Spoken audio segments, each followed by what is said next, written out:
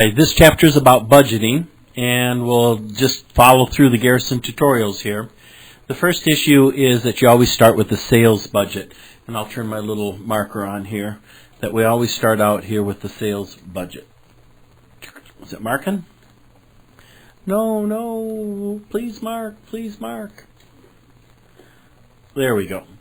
We start out with the sales budget. Once we have the sales budget, then from there we make all the other budgets. We decide, once we know how much we're going to sell, how much we're going to produce, which may increase or decrease depending upon our desired ending levels of inventory for the next period. Then once we know how much we're going to make, then we have our three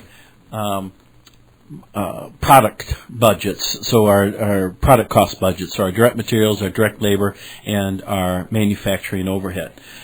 Then we make our selling and administrative budget, and once we have all those budgets in place, then we can look at our cash to see how much money we need and how much money is coming in, and from there we can make our performance statements, which gives us our income statement, statement of retained earnings, and balance sheet.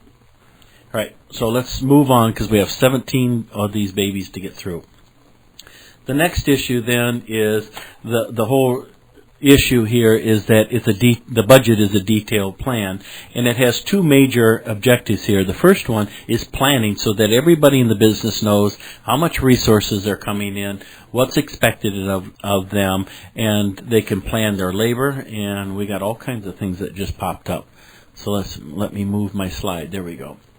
So now we've got planning and controlling. The controlling is the second part, that once we have made, that we've done all of our planning and have created our budgets, then when the real time happens, then we can compare what the reality against what our planned capacity was, and then look at the differences, which is variance analysis, which we'll get to in the next chapter.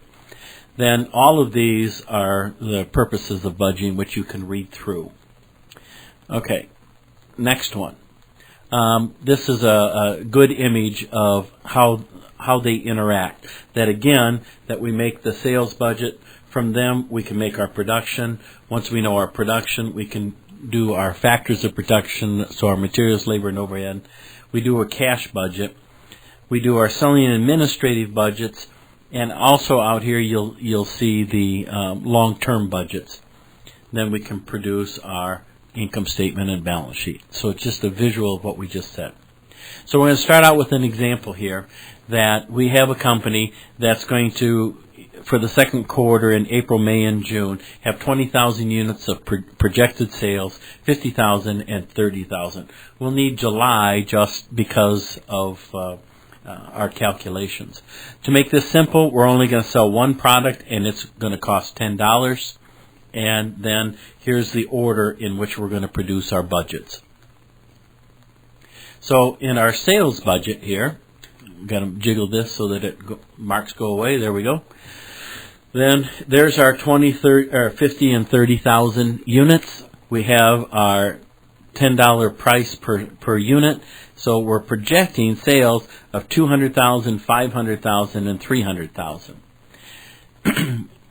When we look at then our cash collections, expected cash collections, then what we do is we try and be realistic and say, well, only about 70% of what that people charge during the period is going to come in the current month, because they're going to charge them, we're going to send them a bill, they're going to send back a check. Some people aren't going to ever send a check.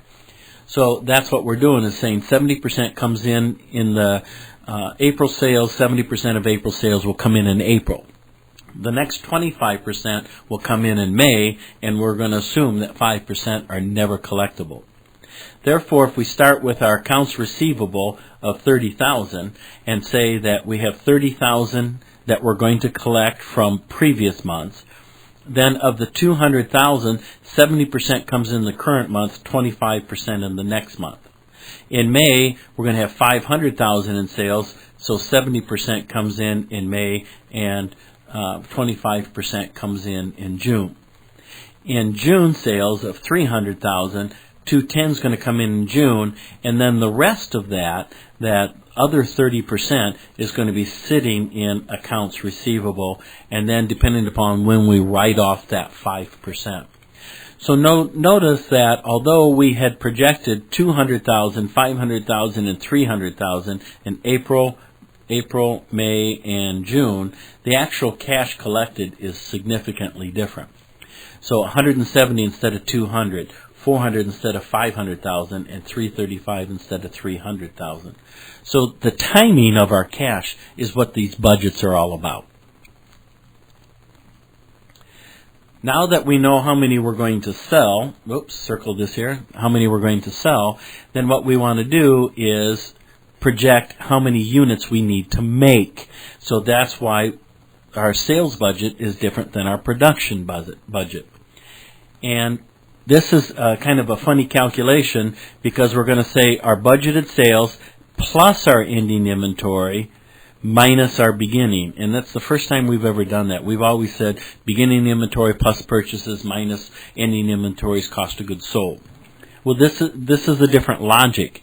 And what we're doing is saying, let's take what we're going to sell and add to that how much we want to have in our ending inventory. So that's going to tell us how much we need. Once we know how much we need, if we back off how much is sitting in our inventory right now, then we'll know how much to make. So although we have 20,000 in units that we're going to sell, we're going to make 26. Although we have 50,000 units in our estimate of how much we're going to sell, we're only going to make 46.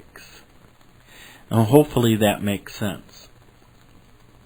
In the next slide then, now that we know how much we're going to sell, or excuse me, how much we're going to make, then this is a direct materials budget. Now we can look at how much raw materials we need to go out and buy. And notice that these opening numbers are based on how much we're going to produce, not how much we're going to sell. And this is a nice, easy textbook problem that we only have one item that we make.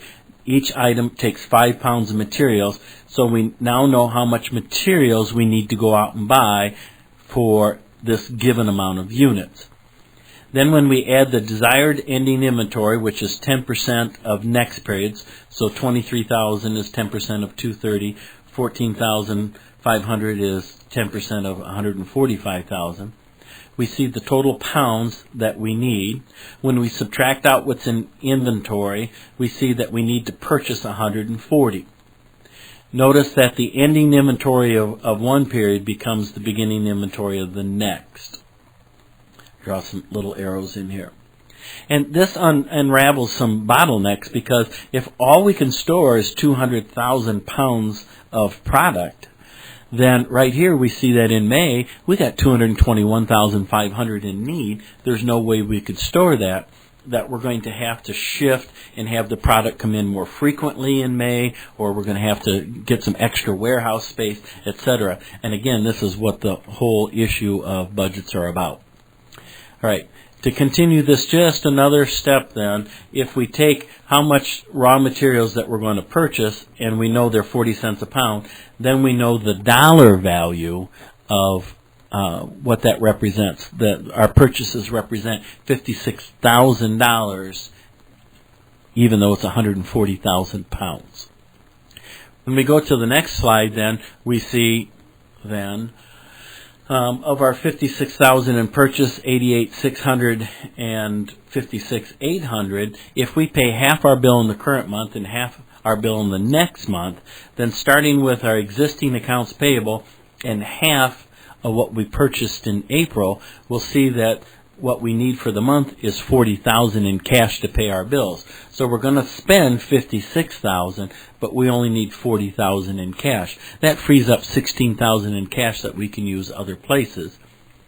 Then we're going to pay the second half of April in May and pay the first half of May in May, the second half of May and the first half in June, which leaves 28,400 sitting in accounts payable at the end of the quarter. So hopefully all these numbers make sense. If you look real close at them and look through them again, you should be okay.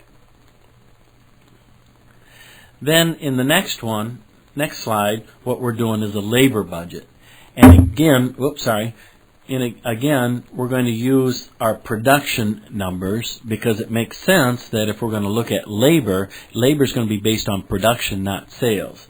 And if it takes 0.05 of an hour to produce an item, then we sit here and say, okay, this is how many hours it's going to take us. And at average of $10 an hour, we now know what our direct labor is going to be. And again, if we had some kind of stipulation that if we took our total workforce times 40 hours and we only came up with 2,000 hours, we need in May 2,300 hours worth of labor. So we know that we have to go hire more help to cover those 300 additional hours. So 300 divided by 40 hours would tell us how many more people we need